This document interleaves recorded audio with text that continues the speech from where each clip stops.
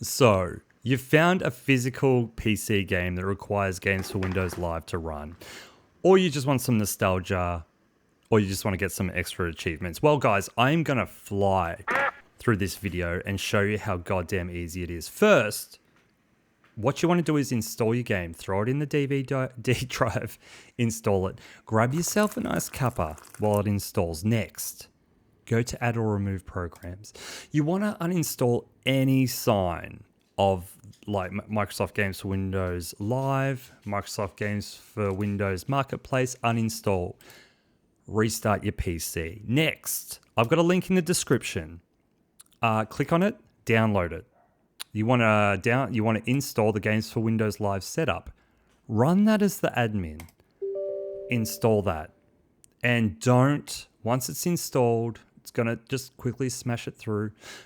Once that, don't launch it. Just click close. Next, load your game and chuck your product key. It's going to ask for a product key. You're going to find that in your case or the back of the manual. Throw that in. And guys, sign into your Xbox profile and that is it.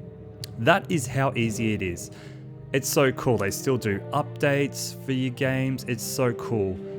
The only bad thing is I have tried this on Windows 7. It didn't work. It took me all day. I couldn't get it going. Windows 10 seems to be the only go. I'm so sorry about that.